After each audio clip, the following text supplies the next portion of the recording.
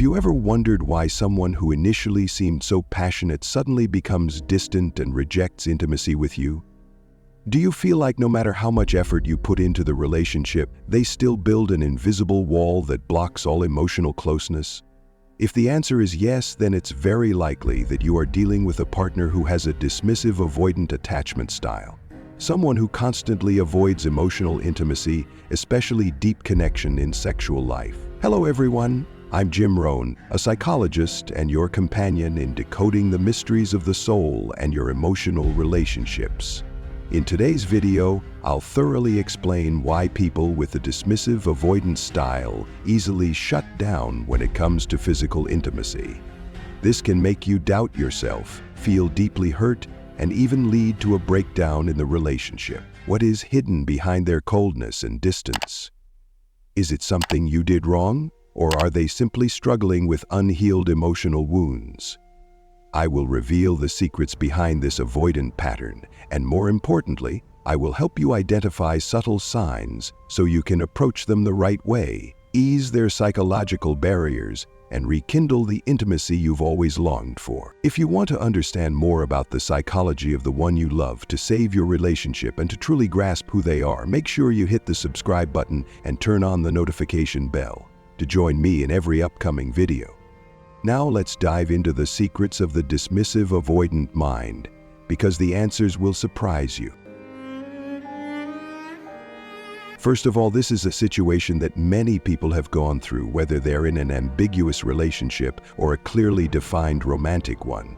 When you date someone who tends to be avoidant and emotionally distant, things often go quite smoothly for the first 6 months. Everything seems normal, even stable.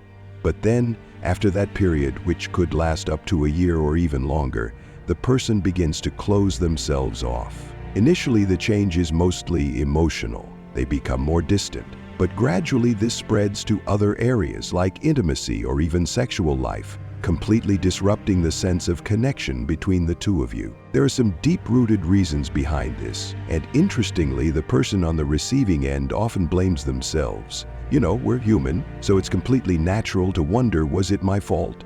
What did I do to make things turn out this way? But the problem is, when you see it as your fault, the way you respond, whether with anxiety or by trying to fix things, can sometimes unintentionally push them even further away. It's not your responsibility to heal or change them, right? Still, I've found that understanding the root causes of this behavior can help you feel more at ease and see things more clearly. After doing your best, you might try to open up or change your approach in the relationship to see if the other person is willing to improve things with you. They might respond positively and both of you can work together to build a stronger, deeper connection.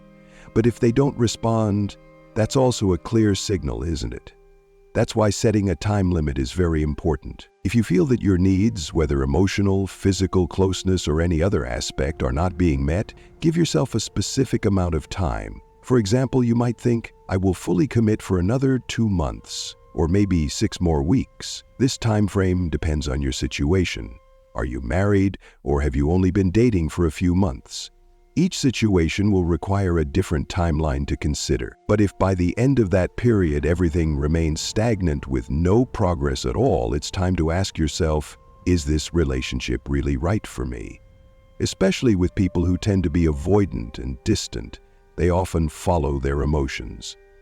But only until their fears surface and hold them back. This behavior stems from childhood, from how we bonded with our parents. Those early experiences silently shape our expectations of love and how we expect to be treated as adults. Simply put, parents are our first safe harbor, and the way they loved or neglected us becomes deeply imprinted in our subconscious, affecting our future relationships. As we grow up, we often unconsciously replace the role of our parents, who were once our first safe place, with our partner. This is the person we open up to the most, expose all the hidden corners of our soul, and also the one who can hurt us the most. But interestingly, how we felt about ourselves as children silently shapes our expectations in love as adults. Imagine that, as a child, you didn't feel comfortable being yourself. You might have been afraid to speak your mind, feared being judged, or felt anxious when facing conflict. Maybe you were constantly criticized, felt unsupported, and instead faced indifference or hurtful words. These experiences are not just fleeting memories. They're like a blueprint etched deep in your mind, making you believe that future relationships will carry the same tone. In the early days of a relationship, everything is usually light and sweet. You're immersed in emotion without many fears to worry about. This stage feels like a romantic melody where everything is filled with exciting high notes. But as the relationship deepens, as intimacy increases, and you begin to reveal your most vulnerable parts, everything changes. It is in these moments of vulnerability, when you open up or place your trust, that old memories are unconsciously triggered. Our subconscious mind is like a massive archive, never forgetting anything. When you encounter a situation that resembles the past, perhaps a careless comment, a cold action, or a moment of abandonment, childhood emotions come rushing back. For example, if your parents ignored you when you needed them most, then when your partner becomes distant, you may feel a familiar sadness. Even if you don't fully understand why, it's not just a reaction to the present, but an echo from the past. This explains why some people react strongly to small things in love. A gentle critique from a partner can cause them to withdraw, not because the comment was harsh, but because it touched an old, unhealed wound. Or when they seek closeness but are rejected, the fear of abandonment from childhood can arise, leaving them confused and doubtful of themselves. So as a relationship progresses, emotional fragments from the past begin to surface. If in childhood you weren't encouraged to express yourself, you might fear arguing or voicing your needs to your partner, worried that it might lead to conflict or separation. On the other hand, if you grew up surrounded by love and safety, you'll find it easier to trust and open up in love. It all begins with how we were programmed as children. But the beautiful thing is, recognizing this can help you change. When you understand that your fears or reactions aren't entirely rooted in the present but are shadows of the past, you can learn to face and overcome them. You may need time or even support from your partner to rewrite your story.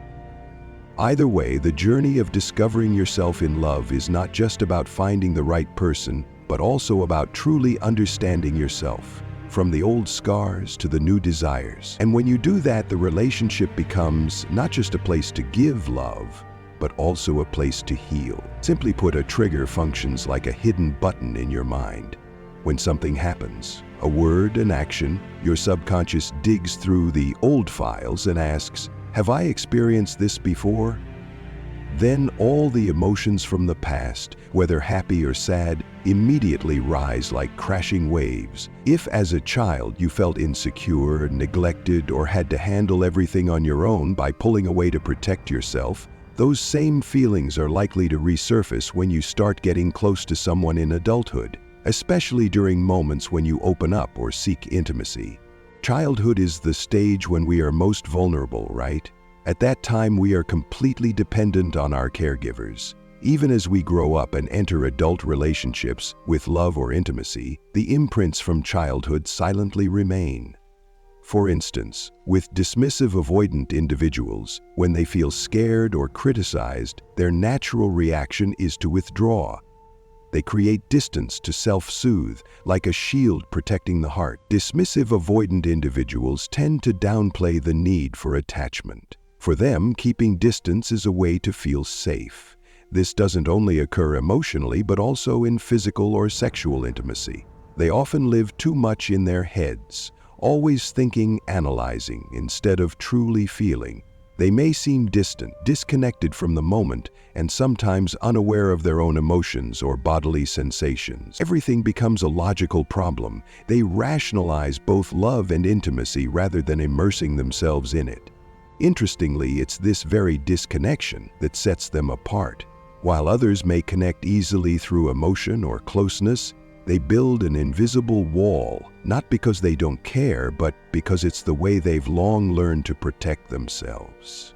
Understanding this, you'll realize their behavior isn't necessarily cold. It's a long story about how they've survived old wounds. When you're with a dismissive avoidant person, you might notice this. If they feel criticized, whether from you or from their own self-blame, Especially regarding sex, things can quickly get complicated.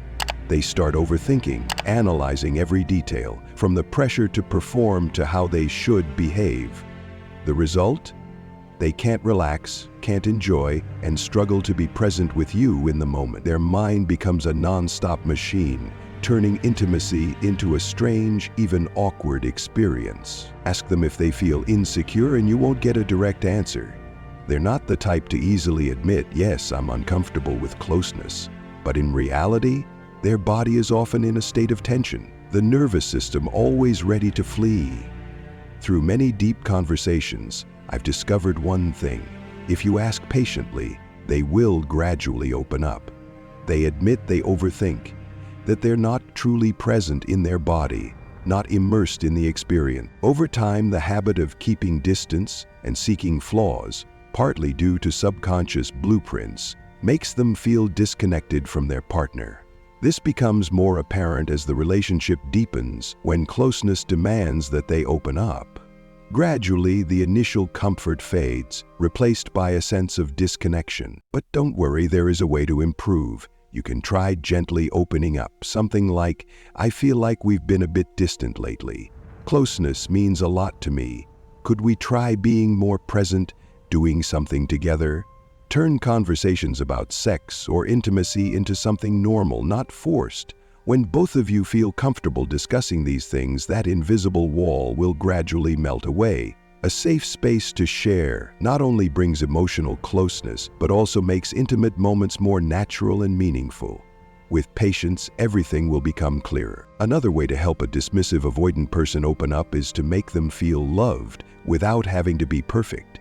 When they know they're not being judged, they become less defensive and more willing to step out of their comfort zone, especially when it comes to intimacy. On the other hand, if they feel scrutinized or criticized, even just a little, they will immediately retreat like a hedgehog curling up. For example, a careless comment like, "Why aren't you more enthusiastic?" can instantly shut the door to intimacy. The key here is to create a comfortable space where they can feel, it's okay. I don't have to try so hard, I just need to be myself. Imagine you're inviting them to dance to a gentle melody. No pressure, no expectations, just simply enjoying the moment together. When they feel you accept their true self, everything from conversations to closeness will become much more natural. Equally important is the feeling of safety in the relationship. Though they rarely admit their insecurity, because dismissive avoidant individuals are very good at hiding emotions, they often worry about how others perceive them. They may appear tough on the outside, but inside it's like they're walking on thin ice, afraid of being judged or embarrassed. If they don't feel fully accepted, they won't bother opening up or trying to change. Instead, they quietly withdraw, like a shadow fading into the night. So show them that you not only accept, but also value them, even when they're awkward or silent. A safe, non-judgmental relationship is like a golden key that unlocks the door they've tightly shut. When they no longer fear being caught doing something wrong, they will gradually relax, and intimacy, both emotional and physical, will become an exciting journey instead of a frightening challenge. In summary, the journey of relationships, especially with dismissive avoidant individuals, is not just a story of attachment, but also about how we face ourselves. Childhood experiences, the way we were loved or abandoned, have quietly shaped how we love, how we seek closeness, and how we react when we feel insecure. For the avoidant person, withdrawal or distance isn't necessarily coldness, it's a shell they've built to protect themselves. Understanding this can help you turn intimacy into a safe space rather than a tense battlefield. The key lies in unconditional acceptance, gentle communication, and a non-judgmental atmosphere, things that help them gradually open up, from emotion to body. Whether the relationship is deep or just beginning, giving time to try and being patient with each other is the way for both to grow. If things don't progress, that's also a sign to listen to yourself and find the right path. Thank you for taking the time to watch this video. We truly appreciate you being here, listening and exploring the fascinating world of psychology and love with us. If you found this content helpful or simply resonated with it, don't forget to hit the subscribe button so you won't miss any future videos. We always strive to bring fresh, relatable, and easy-to-understand perspectives that you can apply to your own life. Leave a comment below and share your thoughts. Have you ever experienced a similar situation? Or do you have any ways to connect with a dismissive, avoidant person? Every story, every opinion you share is a great source of inspiration for us. Let's build a community where we learn and support each other on the journey to better understand love and human nature. Once again, thank you, and see you in the next video.